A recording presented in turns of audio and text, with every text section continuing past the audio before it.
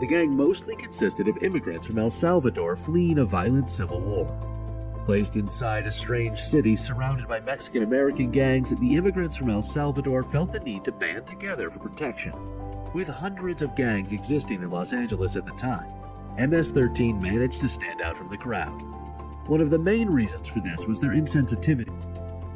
The members were fleeing a country in civil duress, surrounded by violence, a place where human life had very little value. Los Angeles was a big Estuve 25 años activo desde 1990. Yo al scalpel was required, they would use a machete. To help illustrate this, let's look at the story of Juan, a Salvadoran from Ilobosco. Ilobosco was a hotspot in the El Salvador Civil War. When Juan arrived in Los Angeles, he quickly became part of a small gang in Orange County. As part of his initiation, he was given a pistol and sent to kill members. When Juan pulled the trigger, he quickly discovered the gun was empty. It was just a test. Juan didn't take too kindly to being laughed at by fellow gang members. He promptly grabbed another gun and shot a couple of gang members in the face. Juan would go on to become the leader of this small gang before eventually fleeing Los Angeles for a less violent state. This goes to show just how small of a deal murder and death was to some Salvadorans. Throughout the 1980s, MS-13 membership had ballooned to over 10,000 members in the United States and 30,000 members worldwide. But how does this gang actually make money? The short answer is extortion, racketeering, drugs, and trafficking. Members of the gang would infiltrate a neighborhood and use violence to extort residents to pay for protection. If restaurants and shop owners want to continue to operate in a gang-controlled neighborhood, they must pay money to the gang every month for the right to do so. Taxi drivers stopped at red lights would be handed a cell phone with a gang member on the other end. This gang member would inform them that they must pay for the right to drive through their neighborhood. This, along with all the stereotypical gang businesses including drugs and prostitution, allows MS-13 to amass $26 million annually. A former MS-13 hitman reveals what life is like as a gang member. He committed his first murder at the age of 18. As a gang member, he received a weekly salary for defending their territory in a neighborhood. For performing murders, he would be granted certain privileges, including new clothes, weapons, and women. He also revealed the gang's punishment for disobeying an order. A first offense would be a 13-second beating.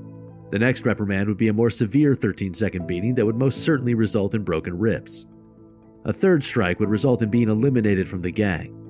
The gang's most notable method of eliminating former gang members would be to dismember them into 13 pieces. A gruesome method that was meant to be a warning to fellow gang members that are considering insubordination. It is hard to overestimate the level of violence MS-13 is capable of. Machetes, chains, and baseball bats were staples in the gang's arsenal. With a reputation of this level of violence, it is no surprise that in the 2017, the US government led by Donald Trump initiated a nationwide crackdown against MS-13. Trump blamed the weak immigration policy of the former administration of Barack Obama for the creation of MS-13. However, we know that the gang was established in the early 1980s. Donald Trump has become a target of controversy by referring to MS-13 gang members as animals. Trump paints a sensationalized picture of MS-13 by citing some of the gang's most well-known cases, such as the string of 6 murders in the suburbs outside of New York City during 2016 and 2017. Kayla Cuevas and Nisa McEakins were 2 of the victims in this barbaric string of murders. At just 15 and 16 years old, these teenage girls were brutally victimized with baseball bats and machetes. When President Trump visited the site of these murders, he promised an all-out fight against MS-13, vowing to dismantle, decimate, and eradicate the gang. New legislation allowed authorities to deport suspected gang members in massive numbers. Finding out the exact number of MS-13 members that were deported from the United States in the following years is difficult. Donald Trump tends to exaggerate. There is no denying that thousands of MS-13 members were deported from 2017 to 2019. So, what happens to an MS-13 gang member when they are deported back to El Salvador? Members of MS-13 deported back to El Salvador have little choice if they want to survive. This prompts most members to continue gang activity in El Salvador. This added to the already severe gang problem in El Salvador. It is not uncommon for over 20 homicides per day to occur in El Salvador, and MS-13 is responsible for a large percentage of these. The violence in El Salvador peaked during a 3-day period in March 2022, where 87 people were killed. This resulted in the El Salvadoran governments declaring a state of emergency that suspended the rights of their citizens. Residents could now be detained without a charge, creating a precarious balance between human rights and safety. In January 2023, President Nayib Bukele opened a massive detainment center in El Salvador, capable of holding over 40,000 suspected gang members. One of the largest prisons in the Americas, this mega jail has been criticized for violating incarceration standards. At full capacity, each prison would have 0.58 square meters of space. The international guideline is 3.4 square meters per prisoner. Conditions inside the mega jail cannot be verified as no media, lawyers, or visitors are allowed inside the facility. Supporters of the current president are quick to point out that although his new policies are extreme, they seem to be working. In the last year alone, the murder rate in El Salvador decreased by 56%. As with any large-scale reform, individuals fall through the cracks, such as a 26-year-old shopkeeper and her brother who were wrongly detained based on an anonymous tip. She was one of the lucky ones who was released back to her family after 6 months in prison.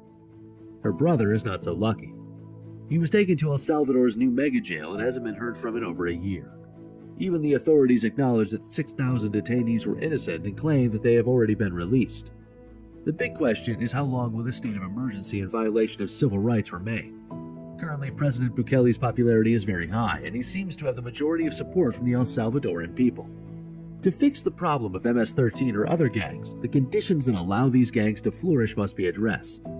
Gangs prey on the nativity of young people, offering them safety, money, and status. More meaningful and rewarding life paths need to be a viable option for young people to choose. Improvement in employment opportunities, safety, and economic conditions would severely affect a gang's ability to exist. Thanks for watching.